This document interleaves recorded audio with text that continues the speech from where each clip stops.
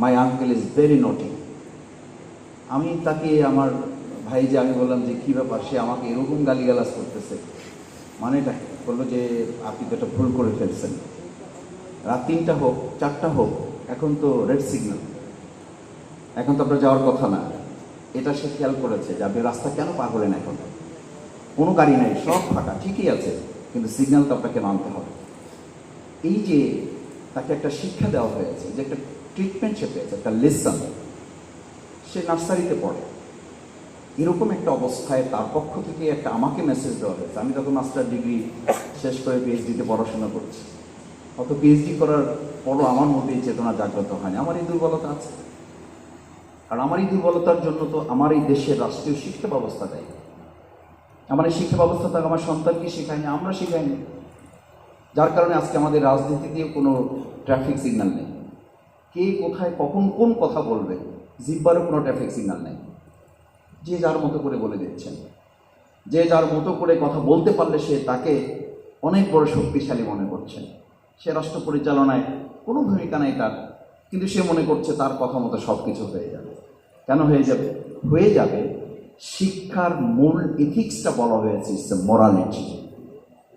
আপনি দেখেন, ছোট সময় আপনাদের মনে পড়ে না, আমি বিশ্ববিদ্যালয়ে বলতাম, আমাদের শিক্ষক আমাদেরকে বলতেন, আমি একেবারে বাস্তব থেকে বলছি, আমাদের বিসিএসের জন্য যখন ক্লাস হতো, আমরা প্রাথমিকভাবে কিছু ক্লাস করার চেষ্টা করেছিলাম।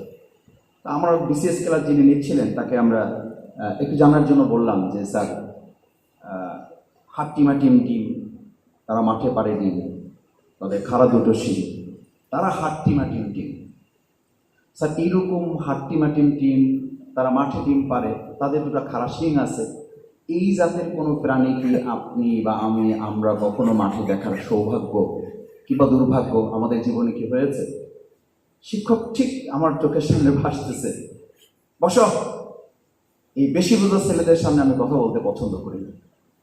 তো বেচারা আমরা কি করব, স্যারের কাছে পড়তে এসেছি, বেশি বুঝলেও তো সমস্যা, বেশি বুঝলে তো আদবের খেলা। বসে গেলাম, মেনে নিতে হলো যে হাট্টিমা টিম আছে, তারা মাঠে ডিম পারে, তাদের খাড়া দুটা শিং আছে, সেগুলো আমাদেরকে না দেখে বুঝে না বুঝে, জ্ঞানে আসুক না আসুক, সচক্ষে দেখে না দেখে মানতে হবে বলেছেন। আমাদের উজির বলেছেন, আমাদের প্রজা রাজা বলেছেন, আমাদের শিক্ষা ব্যবস্থার শিক্ষাবিদগণ বলেছেন, সিলেবাসে এটি দেওয়া হয়েছে। সুতরাং কিছু করার তো নাই।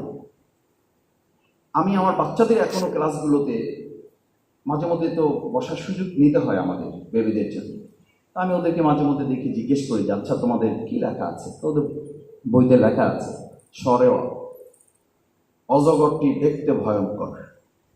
আচ্ছা আপনি বলেন, নিশ্চয়ই এটা দরকার আছে, আমাদের অজগর দেখতে ভয়ঙ্কর এটা তার জানা দরকার না? জানতে হবে তো অজগরটি দেখতে ভয়ঙ্কর। ঠিক এই বাচ্চাটাকে যদি এটা বোঝানো যায়, হ্যাঁ ভিন্ন ধর্মের হলে আপনি ভিন্ন ধর্মের কথা বলেন, সে যদি ভিন্ন ধর্মের হয় ভিন্ন ধর্মের কথা বলেন তাকে। কিন্তু এই অতে যদি অজগরটি দেখতে ভয়ঙ্কর এটা লিখে তার পাশে এটাও লিখে দেওয়া হতে, অতে অজু করো, শরিয়াতে আজান দাও, ঈগল রশ্মিতে ইমানদারের ইমান বড়, আবার এটার সাথে এটাও লিখে দেন, ঈগল পাখি আকাশে ওড়ে।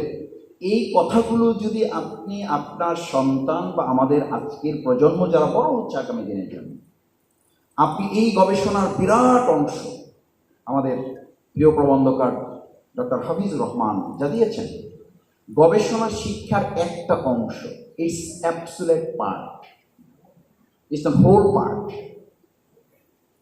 গবেষণা সবার জন্য জরুরি নয়, সবাই ডক্টর হইতে হবে, সবাই ডক্টর হাফিজুর রহমান হবে, তারপরে দেশ স্বাধীন হবে, তারপরে দেশ স্বয়ংসম্পূর্ণ হবে, তারপরে দেশ অর্থপূর্ণ হবে। This is not important. Importance গুরুত্বপূর্ণ হলে শিক্ষার বেসিকটুকু আমরা আমাদের গোটা জাতির কাছে, মৌলিকত্ব, ফান্ডামেন্টাল এক্সপার্টটুকু আমরা তাদের সামনে দিতে পেরেছি। সে দিতে পারার অর্থ কি? অর্থ ছিল যে শিক্ষা আমাদেরকে এটা বলে দেবে, আমাদেরকে আঙ্গুল দিয়ে এটা দেখিয়ে দেবে। শিক্ষায় শিক্ষিত হলে একজন ছাত্র সে তার মেধার দিকে নজর দিবে, সে তার পদের দিকে নজর দিবে।